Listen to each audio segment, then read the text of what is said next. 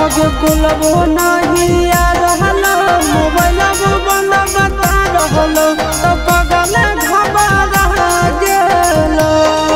अरे बिना रे खबरिया के अइले ससुरारिया याद के मोर आई गेलो। अरे बिना रे खबरिया के अइले ससुरारिया याद के मोर आई गेलो। आगे कुलबो नहीं आ रहलो मोबाइल बंद बता रहलो तो पगल घबरा गेलो।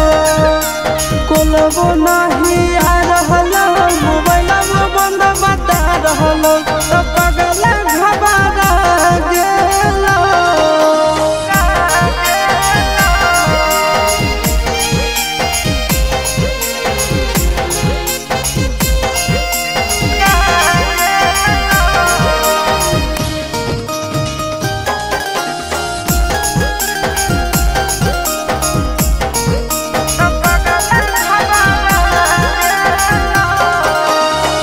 भूख लगल होके खाना लइयो, प्यास लगल होके पानी रे सोना।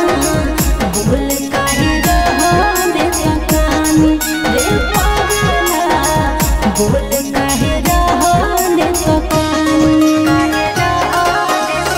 मिट गेलो भूखा मिट गेलो प्यासा देखी के सुरतिया तो रानी ए रानी मर जाइबो तो नहीं कानी ए रानी मर जाइबो तो नहीं कानी। अरे बसही करे जावे में हमर करे जावा जनुआ नहीं भुलाई गेलो।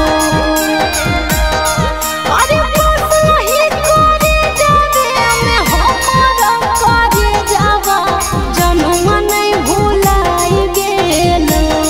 आगे कुलबो नहीं आ रहलो मोबाइल बंद बता रहलो तो पगल घबरा गेलो।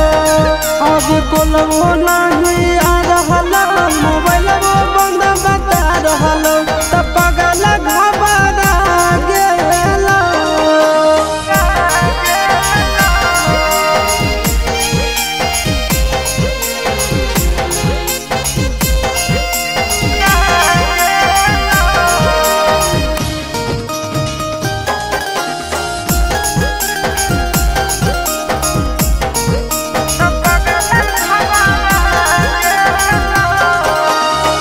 जान गेलियो तोरा मान लियो हमारा, जनम से ज्यादा चाहोगी रे सोना। कितना दर्द तो सहोगी रे पगला, कितना दर्द तो सहोगी।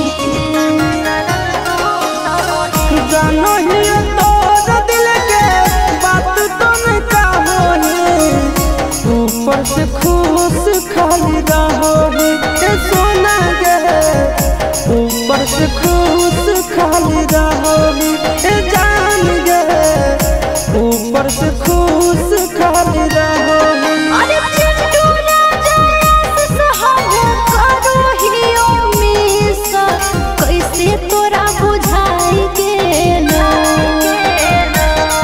अरे चिंटू ना जायस सहब करो हियो मिस, कैसे तोरा बुझाई गेलो। आगे कुलबो नहीं आ रहलो मोबाइल बंद बता रहलो तो पगल घबरा गेलो।